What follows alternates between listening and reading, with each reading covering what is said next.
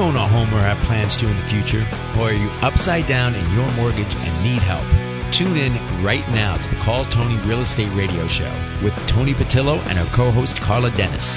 This is where you come to learn about buying real estate. Here's Toni.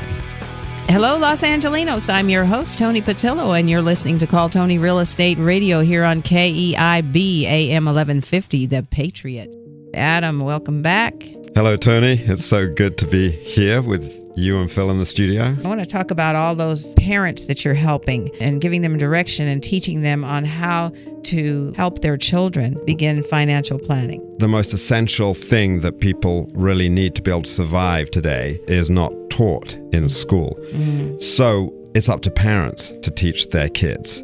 And how can we teach them? One of the struggles, and a lot of people know the rules, the struggle is time consistency for parents. You know, is actually putting it into place, giving your kids a predictable allowance. And I would start young, certainly, 5 years old, give them whatever it might be, $1 a week, $2 a week. For myself, I found at a certain point it was easier to create a bank account for my children and actually create a little transfer every week. And I would show the child the statement because I was so busy, I couldn't remember on Saturday mornings always to give them their pocket money. But I really wanted it to be a steady thing, okay? The next thing is to teach children that money doesn't grow on trees, which sounds such a cliche, but there's so many people, I think, in society at large who have no real idea about where money comes from, which is so strange to me. But ultimately, money comes from work. It comes from people working. The child needs to equate that when they want candy in the store, that someone's working for that money. Either they're working for it or their parent is working for it.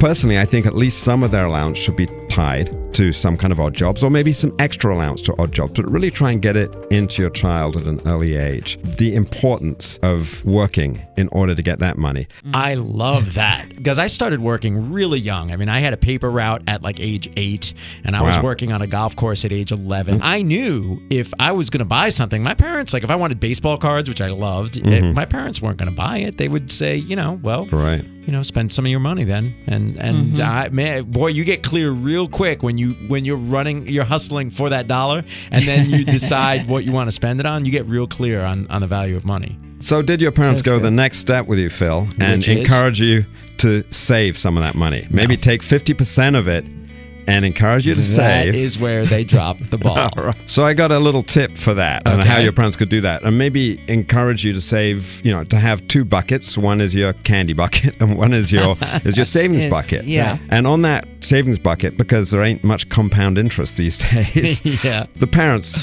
kick in the compound interest, right? So the parents say, well, I'm going to give you an extra, and kind of make it exciting for the kid. You've got to make saving exciting. Yeah, you right. Yeah. So it's going to be a higher rate of interest than they might otherwise get, but the money is probably not that much. And just, if they save $10 over the course of a month, you say, I'm going to give you an extra $1. You're going to get $1 interest on that $10.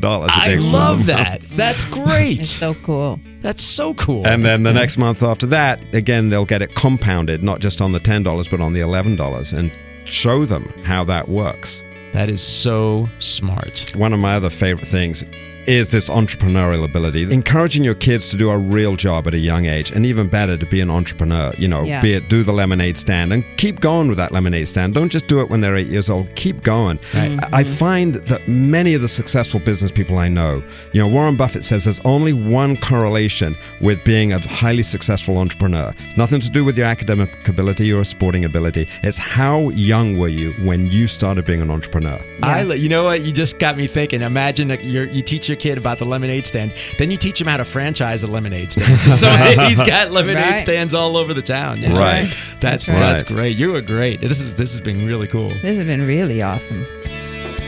Michael Lewis comes out with this book a couple of weeks ago, and suddenly the whole public is aware of this issue, and everyone's like up in arms about it. So what is high frequency trading? We want to remind you that we're here every Saturday at 3 p.m. on Call Toni Real Estate Radio here at KEIB AM 1150, The Patriot, where we're committed to bringing you tools for positive change. If you tuned in late and you'd like to go back and listen to the full show, please go to calltoni.com. That's calltoni with an I.com, and click on the prior shows link. You can always call us on our off-air number. Again, that's 888-309-9797. That's 888-309-9797. We want to thank you for tuning in. Don't forget to follow us on Twitter and friend us on Facebook. And as always, we want you to have a magical, magical weekend.